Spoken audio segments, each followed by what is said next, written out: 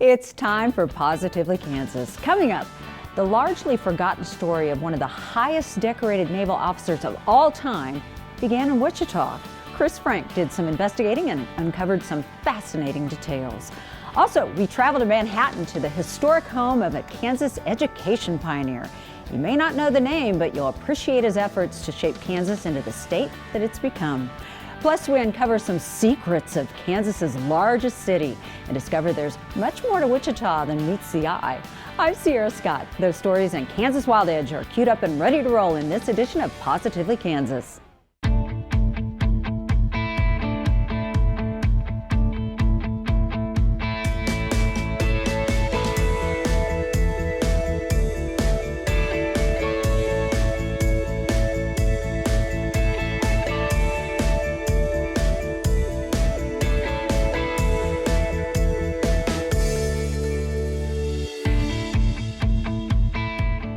Kansas has been the birthplace of many famous Americans throughout the generations. 5 Congressional Medal of Honor winners have Wichita connections alone.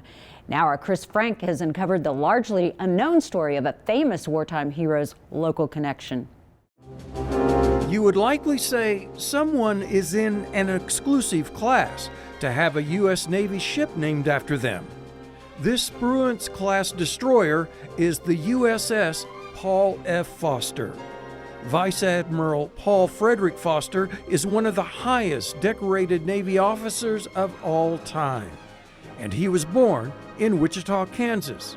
Yet likely few in Wichita know of this Navy hero. Foster was born March 25, 1889. That was only 19 years after Wichita incorporated. And according to an 1889 Wichita City directory, the Fosters lived at 2410 East 15th Street. That was the parsonage of the Fourth Congregational Church. The church and parsonage were then located at what is now 15th and Grove. That church building has long been gone from this location. His father, Festus Foster, was a Congregational Church minister here. And so they were kind of out there in that middle America, feeling the call of the Lord to spread the word of the gospel.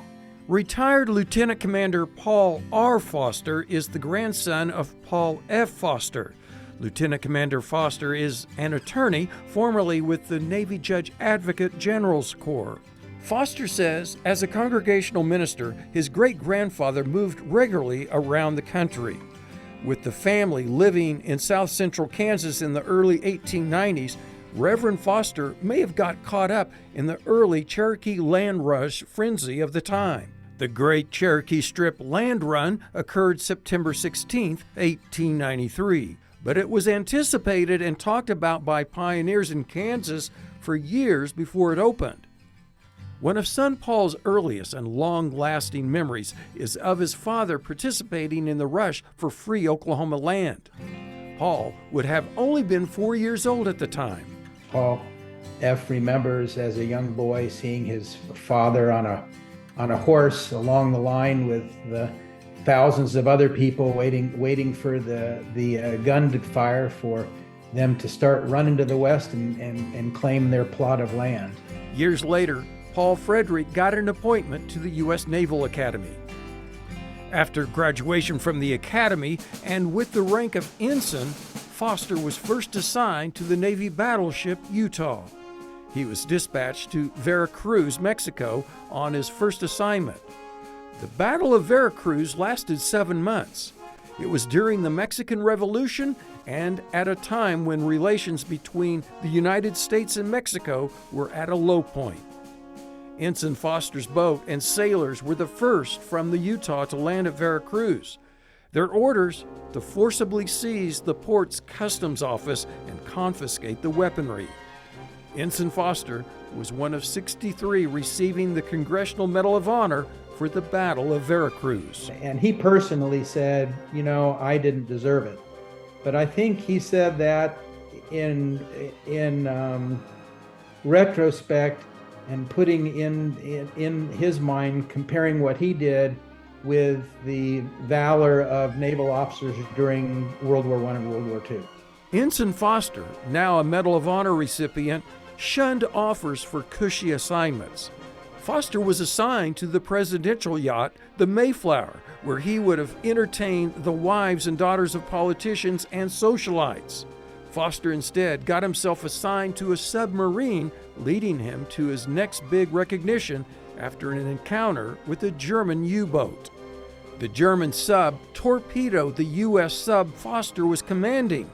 Despite being damaged, Foster ordered his sub to pursue and ram, if necessary, the German sub. That would have destroyed both submarines with the loss of the crews. But because of the American sub's pursuit, the German sub dove to a depth which destroyed it, leaving Foster's crew to live to fight another day. Foster was awarded the Distinguished Service Medal for that encounter. A few years later, Foster found himself in another fiery situation on the Trenton, a naval cruiser. During training exercises, there was an explosion and fire in the forward 6-inch gun turret. 13 sailors were killed. Foster, again, put himself in harm's way, entering the turret, seeking survivors, and to put out the fire. He said, told the chief, "I'm going up into the turret, and you close this hatch or trap door behind me, and I don't want anybody else coming in unless there's another explosion." And so he says that, in his own words, it was a burning inferno when he got there. Foster got the fire under control. He was awarded the Navy Cross, and there was an attempt to award Foster a second Congressional Medal of Honor. I mean, basically 3 times during his early naval career, he had choices to make, either self-preservation or be the type of shipmate that he was taught to be at the academy. And at the point of the decision-making, he chose to go with a greater cause.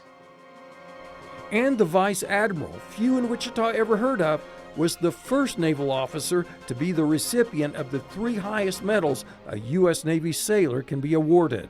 He was from Wichita, Kansas.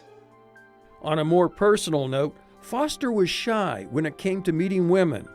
Officers had to order Foster to come to dances and mixers at the Naval Academy. At one point, a fellow officer set Foster up on a blind date with the officer's sister.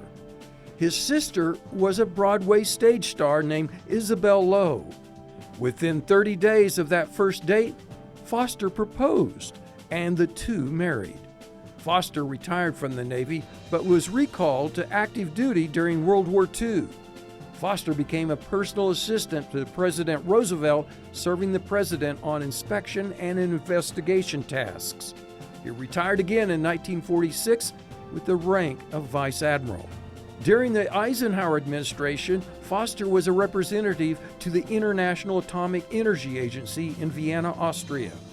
Vice Admiral Paul F. Foster died in 1972.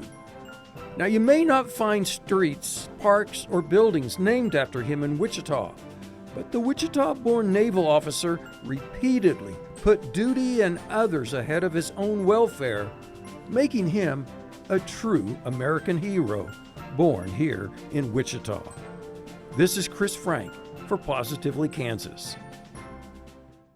So even in Vice Admiral Foster's post-naval career, he had such high respect, presidents routinely called the Wichita-born admiral to the White House for advice. The next story is also about history and the impact one couple had on civil rights and education in Kansas. Jim Grayway shows us how their home in Manhattan reveals the legacy of their efforts.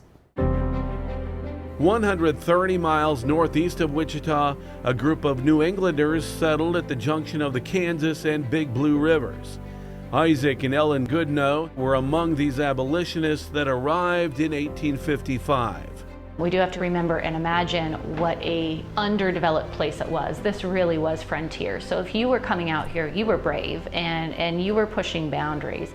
With the Civil War and Kansas statehood just a few years in the future, the Goodnows and their fellow settlers hoped to influence Kansans to reject slavery and be admitted to the Union as a free state.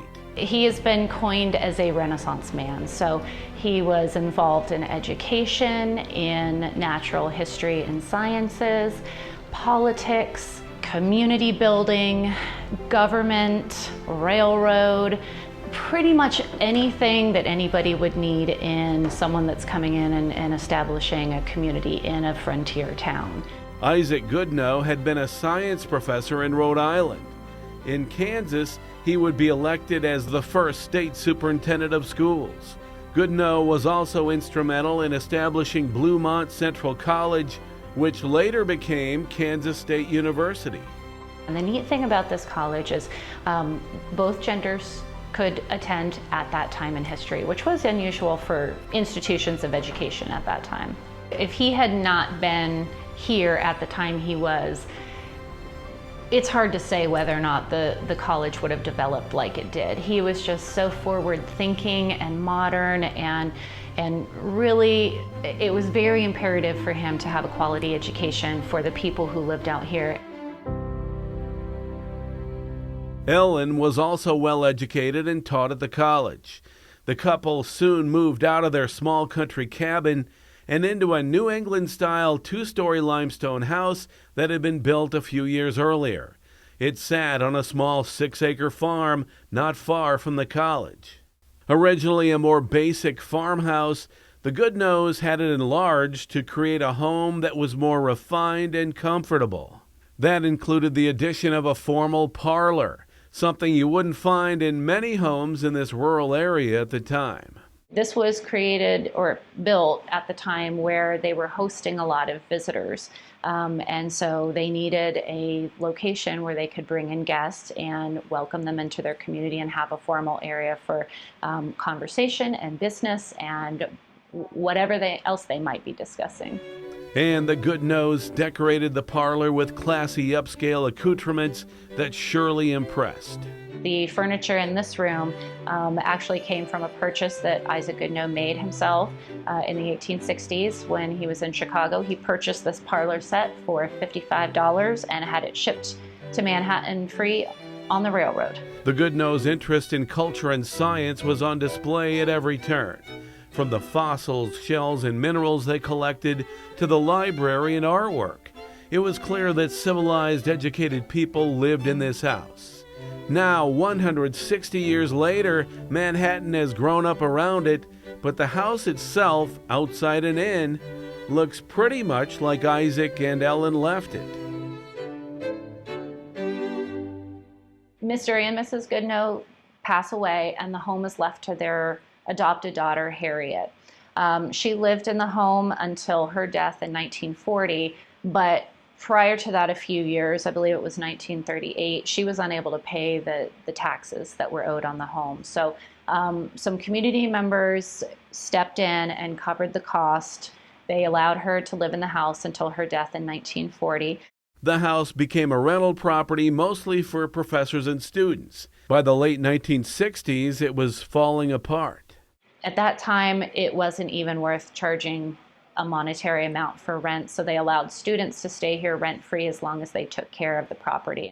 A nonprofit group was established that purchased the home and then donated it to the Kansas Historical Society in 1969. In 1971, it was restored to its original condition.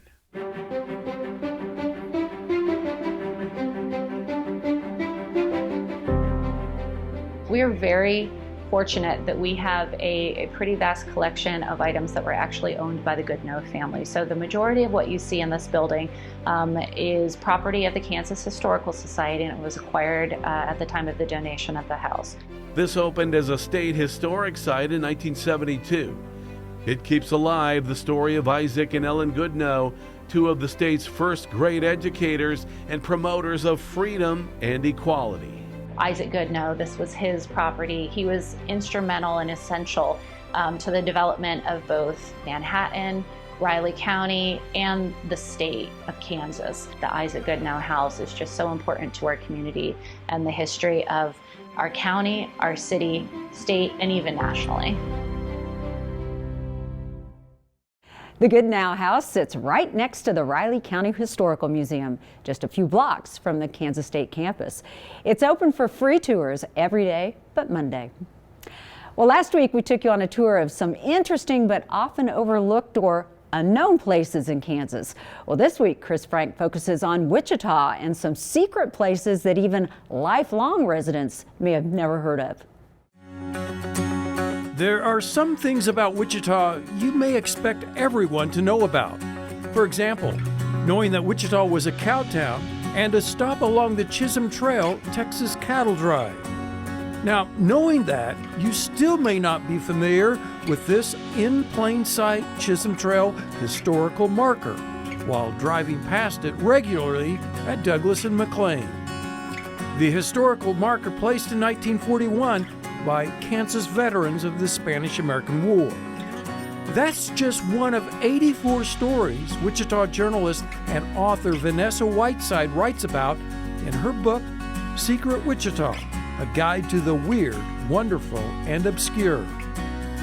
I interviewed Whiteside at the PBS Kansas station because one of her stories is about the Bonavia Foundation PBS Kansas Museum she titles The Small Screen. It fits the book's obscure label because the free to the public museum is so new, many likely don't know about it. She poses the question, could it be the city's smallest museum? Now, talk about weird, wonderful, and obscure. Whiteside asks, why is a robot buried underground on the Wichita State University campus? This, the Celestial Mechanic, was dedicated in 2019. But this is much smaller, and it's only emerging from the ground a few inches. So you could miss it if you walk by. And there have been people that said, well, I was an engineering student, or I've been on campus recently and I've never noticed it. It's there. One might be surprised to see what they can learn at a cemetery. So it may not be everyone's first thought to learn about their city or their town's history by walking a cemetery, but there's a lot to learn. A lot to learn, she says, including about two of Wichita's founders buried in North Hillside cemeteries, one in the Maple Grove Cemetery on the east side of Hillside, the other in the Highlands Cemetery on the west side. James R. Meade, one of our founding fathers, is buried over there, and his mausoleum has a very interesting aesthetic. If you could read about more about why he decided to make it look like an Egyptian design, I tell that story in the book. She also writes of the original Buffalo Bill, William Mathewson. He is one of Wichita's founders along with Meade and others. His monument in Highlands Cemetery, which is on the west side of Hillside. Wichita's Chisholm Creek Park is a popular spot for outdoor enthusiasts. But you do have to look for this tree tunnel. It's off the paved pathways. So it's an unmarked natural tunnel. The trees formed on their own that way. And it's another one of those things that's a little bit obscure. If you're on the actual concrete path or the paved pathway that goes through the park at that area, you may miss it. Just keep your eyes peeled, and once you realize where it's at, the directions are in the book, you'll certainly most want to take a detour and go through the path. Now, Secret Wichita highlights several of the plain in-site landmarks, such as the Keeper of the Plains. The author says she takes a deeper dive into those subjects for the readers. Whiteside says she considered 3 different readers of the book. 1, the new transplant to Wichita.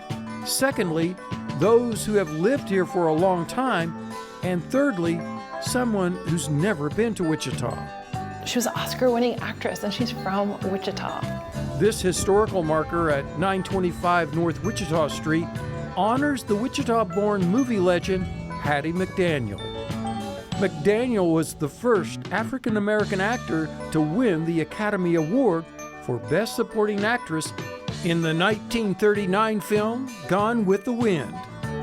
Younger generations might not be as familiar with McDaniel because she acted from the 1920s to the early 1950s. McDaniel, born in Wichita in 1893.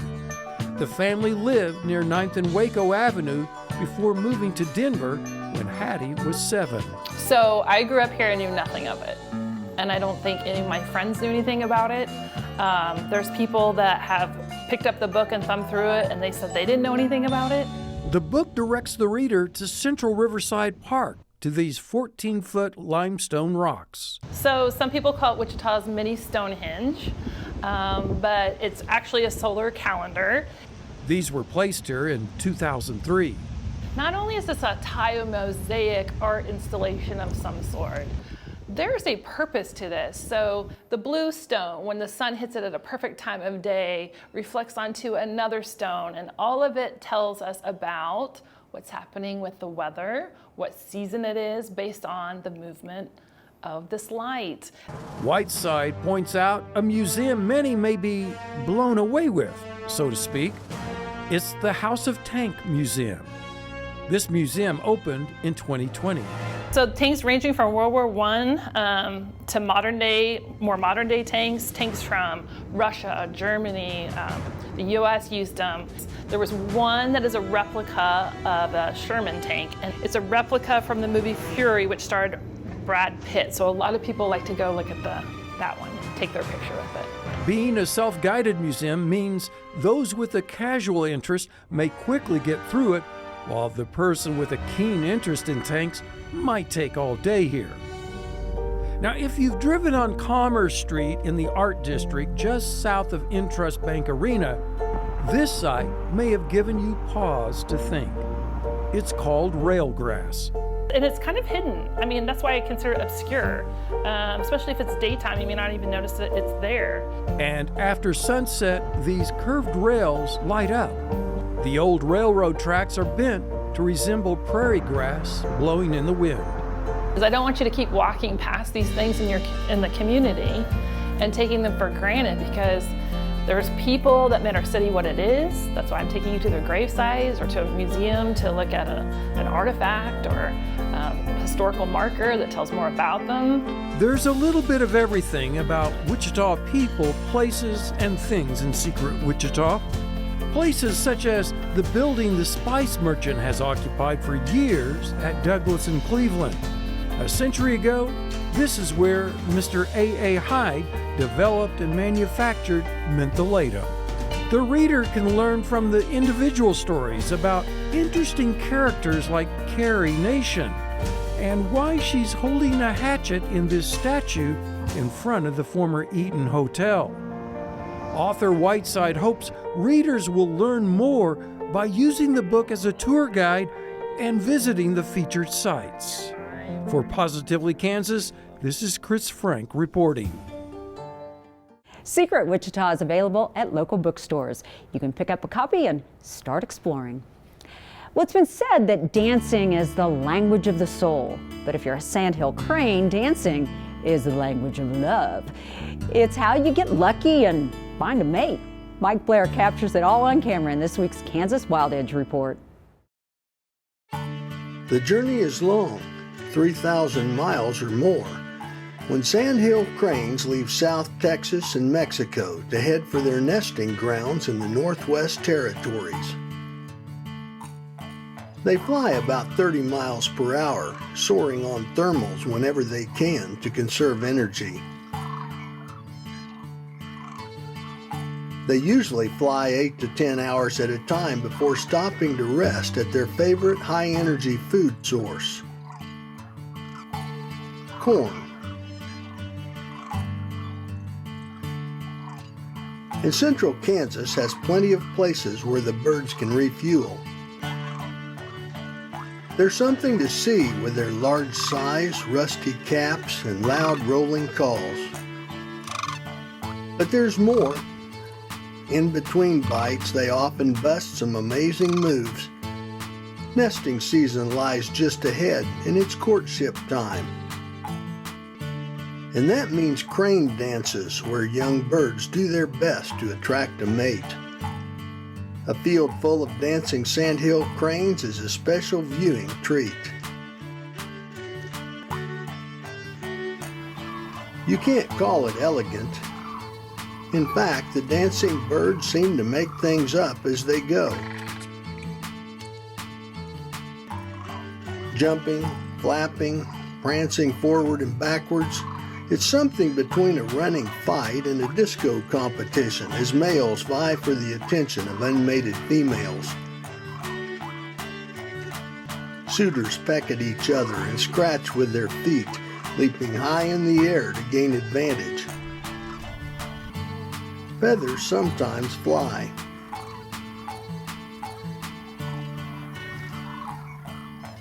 But in the end, the winner gets the girl, often sealed when the pair stand together, raise their heads, and utter a duet of blasting calls.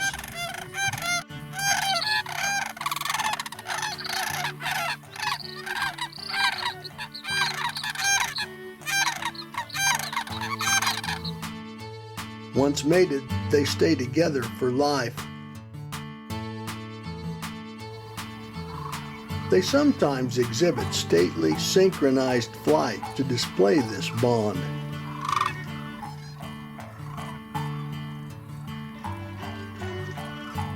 Courtship is continuous throughout spring migration since plenty of youngsters keep the party going. In their excitement, young males often grab plant stalks and toss them high into the air as they dance.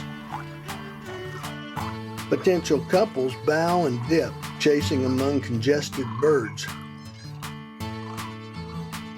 It can all look quite confusing, sometimes bordering on the ridiculous. But it's always entertaining, and it works just fine for them. Look for dancing sandhill cranes in central Kansas crop fields during early March.